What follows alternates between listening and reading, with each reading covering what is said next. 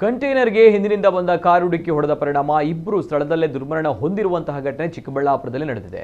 ನವ ವಿವಾಹಿತೆ 28 ವರ್ಷದ ರಕ್ಷಿತಾ ರೆಡ್ಡಿ ಹಾಗೂ ಸಂಬಂಧಿ 30 ವರ್ಷದ ಪವನ್ ರೆಡ್ಡಿ ಮೃತ ದುರ್ದೈವಿಗಳು. ಇನ್ನು ಈಕೆಯ ಪತಿ ರಾಜಶೇಖರ್ ರೆಡ್ಡಿ ಸ್ಥಿತಿ ಗಂಭೀರವಾಗಿದೆ. ದಂಪತಿ ಸಾಫ್ಟ್ವೇರ್ ಎಂಜಿನಿಯರ್ ಆಗಿದ್ರು. ಇವರು ಆಂಧ್ರದ ಅನಂತಪುರದ ಸ್ವಗ್ರಾಮ ಅವಳಿಗೆ ತೆರಳುವಂತಹ ವೇಳೆ ಈ ದುರ್ಘಟನೆ ಸಂಭವಿಸಿದ್ದು, ಪೊಲೀಸರು ಈ ಬಗ್ಗೆ ಪ್ರಕರಣ ದಾಖಲಿಸಿಕೊಂಡಿದ್ದಾರೆ.